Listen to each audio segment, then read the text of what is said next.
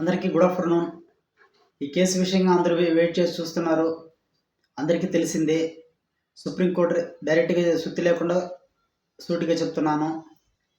Supreme court మన కేసుని కొట్టివేయలేదు, తిరస్కరించింది. ఎందుకు తిరస్కరించిందంటే మీరు రాష్ట్ర ప్రభుత్వం హైకోర్టులో చూసుకోండి. అక్కడ ఏమైనా మీకు న్యాయం జరగలేకపోతే తర్వాత మేము చూస్తాం తప్ప అంతలోగా మేము చేసేదానికి లేదన్నట్టుగా చెప్పినారు. నేను ముందు నుంచి ఈ అంశాన్ని కూడా సార్ దగ్గరికి ఎలా తీసుకెళ్ళడం జరిగిందంటే మాకు కొంచెం ఒకసారి సపోర్ట్ చేస్తున్నారు. అదేవిధంగా గ్రూప్ అడ్మినటువంటి సత్యప్రకాష్ సార్, ప్రియా మేడం, ఇట్లా కొంతమంది ఉన్నారు. వీళ్ళందరూ కూడా నేను చెప్పడం ముందుగా నేను చెప్పినట్టే అసలు ఈ కేసు విషయాన్ని టేబుల్ అంశం కానీ, కేసు నంబర్ కానీ, లాయర్ నంబర్ కానీ, లాయర్ పేరు కానీ ఏది అంశాలను బయటకు చెప్పొద్దండి, గోప్యంగా ఉంచండి నేను మొదటి నుంచి చెప్పుకుంటూ వచ్చాను.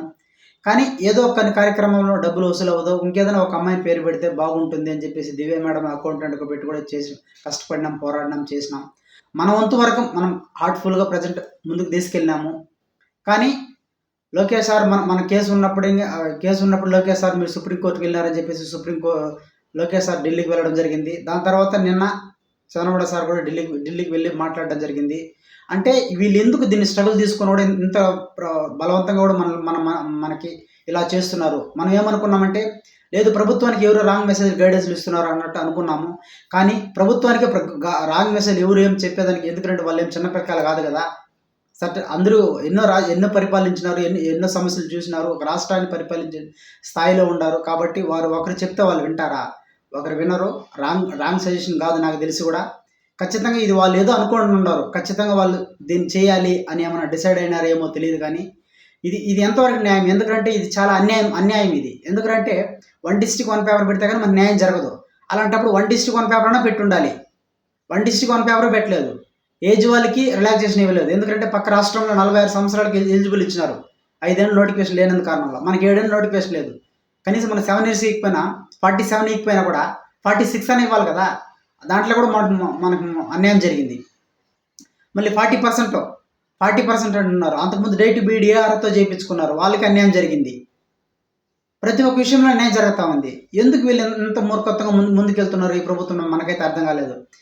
ఖచ్చితంగా ఇప్పుడు ఎన్నోసార్లు వినతలు ఇచ్చినాం, మానహారాలు చేసినాం, ధర్నాలు చేసినాం, చాలా పోరాడినాం. అయినా కానీ మన న్యాయం వాళ్ళు పట్టించుకోవటం లేదు. మనకి చివరి హస్తంగా ఒకే మిగిలింది. నేను చెప్తున్నాను, ఖచ్చితంగా మీరు పవన్ కళ్యాణ్ సార్ని కలవండి. పవన్ కళ్యాణ్ సార్ని ఎక్కడ వెళ్తే అక్కడ మనము అడ్డుకిద్దాం, మాట్లాడదాం. పవన్ కళ్యాణ్ సార్కి విన్నతలు ఇద్దాం. పవన్ కళ్యాణ్ సార్ అనుకుంటే ఖచ్చితంగా జరుగుతుంది ఒకటి. ఇంకోటి రెండో అంశం ఏమంటే ముఖ్యంగా మనం 5 లక్షల మంది మనము పోస్ట్మెంట్ కావాలని కోరుకుంటే దాంట్లో కనీసం 10% మంది అయినా బయటకు రావాలి కదా. అంటే కనీసం 50,000 మంది అయినా బయటకు రావాలి కదా. రాష్ట్ర వ్యాప్తంగా జరిగే ధర్నాకి, జిల్లా వ్యాప్తంగా జరిగే ధర్నాకి ఒక్కొక్క జిల్లాలో 50,000 మంది ఉన్నారు. ఒక 10% మంది బయటకు వస్తే 5,000 మంది అవుతారు. 5,000 మంది ఒక్కసారి ఒక్కొక్క జిల్లాలో బయటకు వస్తే మెరుపు ధర్నా అవుతుంది. ఖచ్చితంగా మనం కోరుకున్నది సమయం వస్తుంది, మనం కోరుకున్నది జరుగుతుంది ఏదైనా కూడా. కానీ నేను సూటిగా చెప్తున్నాను, ఇక మనకు సమయం ఆసన్నమైంది. ఎందుకంటే సుప్రీంకోర్టులోనే మనకి అలాంటి పరిస్థితి ఎదురైందంటే ఇంకా మనము హైకోర్టు నమ్ముకొని ఏం ప్రతిఫలము. కాబట్టి చేసేది చేద్దాం. ఎవరి వంతు మా వంతు మేము చేస్తాం, వెళ్దాం, ట్రై చేస్తాం, పోరాడతాం. మన వంతు కూడా, మీ వంతు కూడా ధర్నాలకు నా వంతు కూడా నేను పాల్గొంటాను. అందరూ కూడా కనీసం ఒక్కొక్క జిల్లా నుంచి 5,000 మంది బయటకు రావాలి. ఇది ఒక్కరోజు.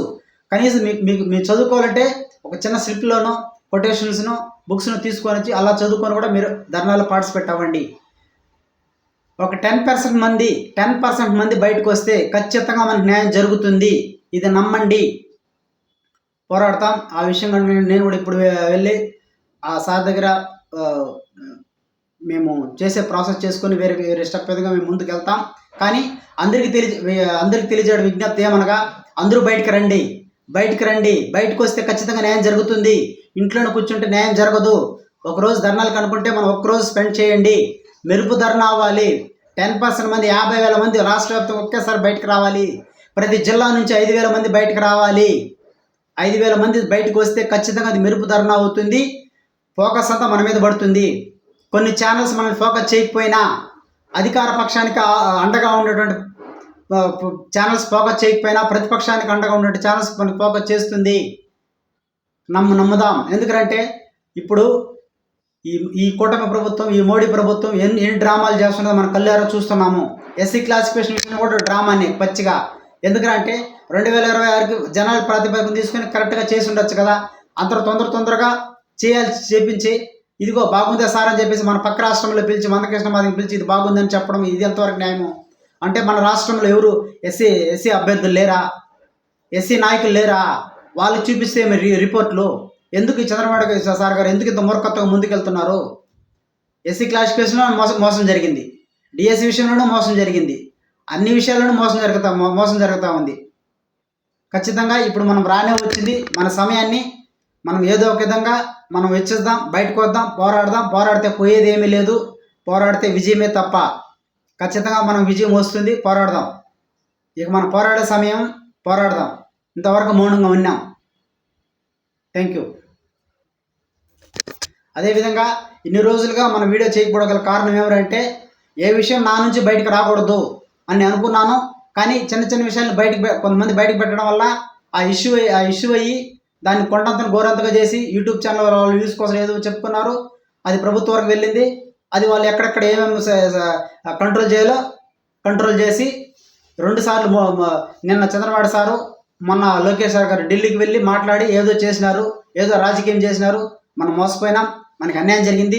కనీసం దీంట్లో ఏం పారదర్శకం లేకుండా జనానికి నడిపిస్తూ ఉన్నారంటే 1 డిస్ట్రిక్ట్ 1 పేపర్ పెట్టాలి కదా. అది కూడా అన్యాయం జరిగింది. ప్రతి ఒక్క విషయంలో అన్యాయం జరిగింది. కాబట్టి ఈ సమయంలో మనం పోరాడి మనం బయటకు రాకపోతే ఖచ్చితంగా ఇంకా భారీ మూల్యం చెల్లించాల్సి వస్తుంది. ఖచ్చితంగా భారీగా మోసపోతారు. మీరు ఎవరైతే మాకు మేలు జరుగుతుంది అనుకుంటారో వాళ్ళే మోసపోతారు. నేను చెప్తున్నాను, ఖచ్చితంగా బయటకు రావాలి. సమయం లేదు, సమయం ఆసన్నమైంది. మనం అందరూ బయటకు వద్దాం, పోరాడదాం. ఖచ్చితంగా మనకు న్యాయం జరుగుతుంది. Thank you.